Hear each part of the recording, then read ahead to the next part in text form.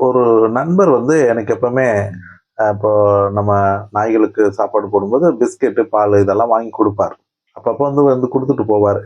அவரு ஒரு நாள் ஃபோன் பண்ணாரு, "ஐயா இந்த நம்ம ஆலப்பாக்கம் பைரவர் கோயில் வரைக்கும் கொஞ்சம் வர முடியுமா?" அப்படின்னு சொல்லி சொன்னாரு.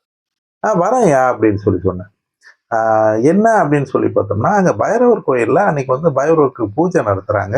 அந்த பூஜையில வச்சு அங்க கோயில்ல இருந்து இவங்களுக்கு பிஸ்கட் பைரவர்களுக்கு பிஸ்கட் போடுறதுக்காக பிஸ்கட் பெட்டி ஒண்ணு வாங்கி வச்சிருக்காங்க. இத நீங்க வாங்கிட்டு வரணும்யா.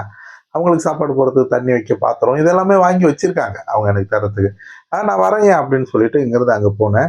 அங்க போனோம்னா என்னன்னா, என்னைக்குமே இல்லாம, அன்னைக்கு அந்த பூஜை பண்ற அன்னைக்கு அங்க கோயில் உள்ள வந்து ஒரு நாய் படுத்திருக்கு. ஐயா இன்னைக்கு பைரவர் பூஜை அன்னைக்கு நீங்களும் வந்திருக்கீங்க. இன்னைக்கு பைரவரே உள்ள வந்துட்டாருய்யா! அப்படின்னு சொல்லி அந்த கோயில்ல இருக்கிறவங்க அத்தன பேருமே சந்தோஷப்பட்டாங்க.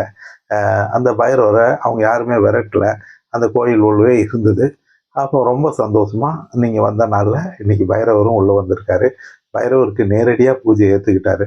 அப்படின்னு சொல்லிட்டு அவங்க சந்தோஷப்பட்டு, பிஸ்கட் பெட்டிய குடுத்து, அவங்களுக்கு பாத்திரங்கள்லாம் குடுத்தாங்க. நான் ரொம்ப சந்தோஷமா வாங்கிட்டு வந்தேன். அவங்க குடுத்தவங்களும் ரொம்ப சந்தோஷமா இருந்தாங்க. அது ஒரே ஒரு விஷயம். கோயிலுக்குள்ள பைரவரே நேரா வந்ததா சந்தோஷப்பட்டாங்க. அவங்களுக்கு ஒரு வாய் சாப்பாடு போடுங்க. அவங்க தான் பைரவர். அவங்களுக்கு நல்லது செய்யுங்க. உங்களால அவங்களுக்கு நல்லது செய்ய முடியும். நீங்களும் உணவளிக்க உதவலாம். Please help us to feet.